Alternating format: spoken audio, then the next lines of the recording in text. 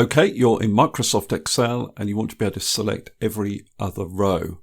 Now I want to select every row that duplicates the product name above and has this little code after the product name. Now why would you want to select every other row? Well, only you know that, but it may be because you want to copy every other row, delete every other row, or highlight every other row.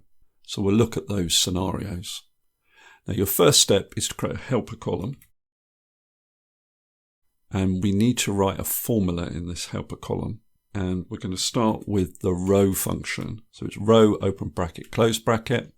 And all that does is return the row number of the current cell. Then we're going to use the isEven function. So we're putting row within isEven. And isEven returns true if row returns an even number. So you can see that I now get trues and falses. So trues for an even row number, false for an odd row number. Now I want to be able to delete, highlight or copy the odd row numbers.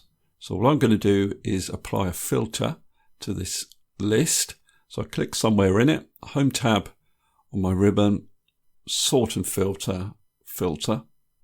That gives me the drop downs at the top of each column. There is a shortcut key for that, Control-Shift-L. So all I do is I go to my helper column filter button, untick select all and tick false. Click on OK.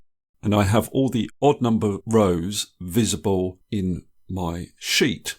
So now, for example, if I wanted to copy that data, I would select it and copy it, Control-C, maybe go to another sheet, Control-V, and now I just have those odd row numbers in my copy of the data and I could delete my helper column.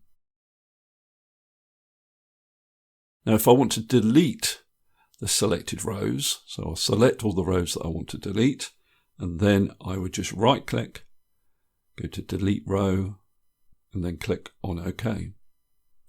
So if I then unfilter this list, I'm just left with the even row numbers. Now it says true and false here, but these were the original even row numbers.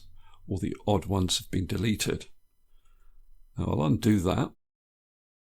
Say I wanted to highlight the odd row numbers. So I've got all the odd row numbers visible. So all I do is I go up to here to my fill color button and I choose a color.